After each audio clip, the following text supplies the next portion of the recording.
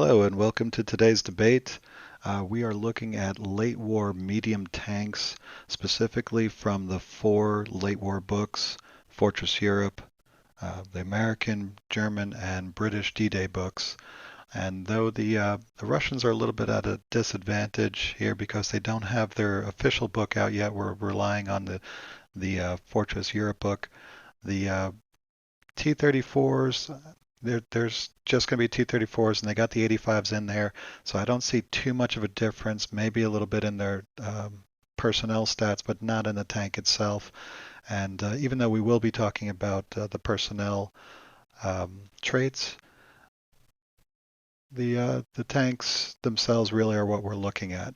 So the nominees are the Firefly for the British, the T-34, both the hero and the non-hero, and both the regular T-34 and the T-34-85. You got the Panzer IV, the Cromwell, and the Sherman 76, the veteran type, are the ones that I think are in the top five. So let's take a look at what the order should be and why. All right, coming in at number 5 is the Cromwell Desert Rats version. As you can see here, that they run away pretty quickly, but they remount very, very fast. They are the fastest medium tanks that you can possibly get. Still very good armor, very good gun, great overall tank. But if you want to maneuver around the battlefield, this is the tank to get.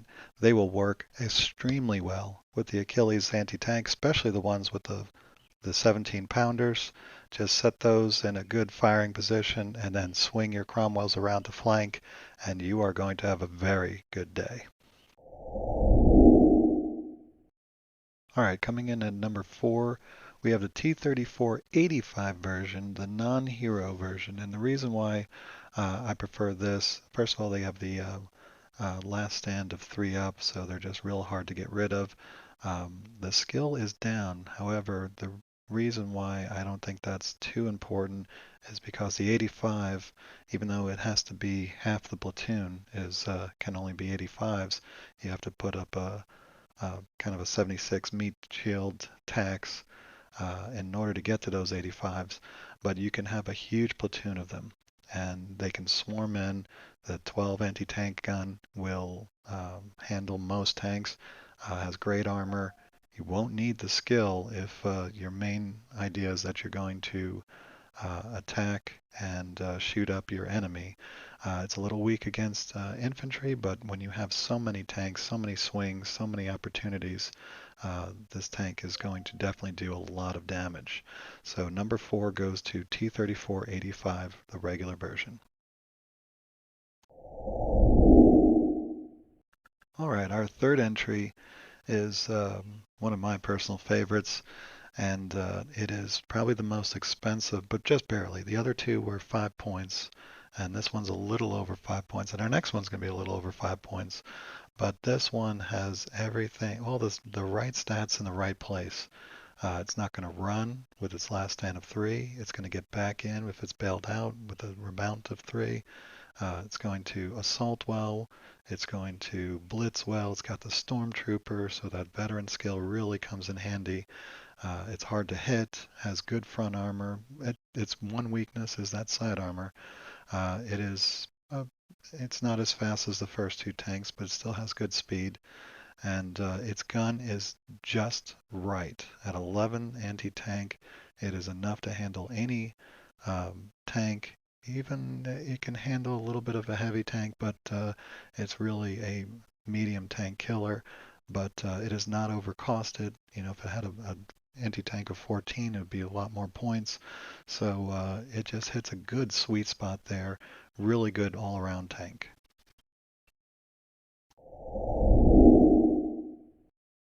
Again, number 2, slightly beating out the Panzer IV. I am very familiar with this tank, and I think it's a terrific tank, very, very useful. Yeah, even though it doesn't have HE, it has a stabilizer and is a very, very useful tank. It remounts on a 3, which is one of the things that I think is most important about having in a tank. It also has tactics of 3, so it can maneuver very easily. It's hard to hit. It's got that extra pip on the front armor, which I think is extremely important when dealing with Panzer IVs. You need that little extra armor because they get a little extra on their gun. They are very maneuverable with that stabilizer, and the anti-tank of 12 is going to be a menace for all medium tanks, and even threaten some of the heavier tanks. It has a good range. The most important thing is that its 50 caliber is the secret weapon of the Sherman. People don't pay attention to the Shermans too much, but you don't need to assault. I mean, it's trained is 4 up, so its assault is going to be pretty good, but it doesn't really need to, or it gets aided by that 50 caliber when it's moving in 2 shots with 5 up firepower, excellent for taking out infantry in buildings or dugout that are dug out. It is just an overall great tank, very, very useful, deceptively useful, and that's why I put it at number 2. All right, and my pick for number 1, this might be a surprise, but I pick the Firefly Desert Rats Armored Troop. It is an absolute bargain for 3 points. All the others are 5 points or a little over 5 points, but the Firefly is a medium tank. It has good side armor, top armor, good speed, has decent machine guns, hard to hit, remounts on 3, can assault pretty well, unlike tank destroyers, but it has a tank destroyer gun for 3 points, 36 range, anti-tank 14. It is going to strike fear into the hearts of any tank on the battlefield, pretty much. Even the Tiger, Panther, long range, it's still going to create damage. Its only weakness is that it usually is in a platoon uh, by itself. So you're not going to see them in great numbers. But it was just such a bargain at 3 points, such a no-brainer, that I thought this deserves a number 1 spot. Um, when you see a Firefly, you better take it out. Unfortunately, it's probably going to be surrounded by other Sherman tanks, so you're going to mistake and target it a lot, and it's going to stick around and do a lot of damage and make up its 3 points real fast. So I can't see anything that point for point is better than this. It has weaknesses. It's going to run away, but by the time it runs away, it probably is destroyed by then. This is the thinking that I have, is that the other Shermans, by the time you get down to 1 tank, that Firefly is probably already busted by then. So if the Shermans run away after the Firefly is destroyed, I can understand that. It is an easy tank to use. Just get in position, maybe behind a wall or in a forest, and just go ahead and blast away at whatever you want. It is such a cheap tank for the amount of power that it brings. So number 1 right now, as of this moment, for medium tanks, late war, in version 4, I find the Desert Rats Firefly the number 1 tank. Go ahead and leave comments. I'm sure I made some mistakes and looked over a couple things that I probably shouldn't have. Just doing this for fun. So keep the comments. Don't be too rough on me. But I hope I spark a good conversation about which country, which tank is most useful and why.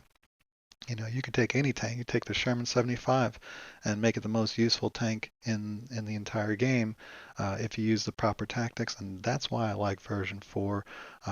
The way that you use your tanks makes even more of a difference now than the actual tank itself. So tactics, strategy, composition, all these things now are equally valued, and I'm just having a lot of fun. I hope you guys are too.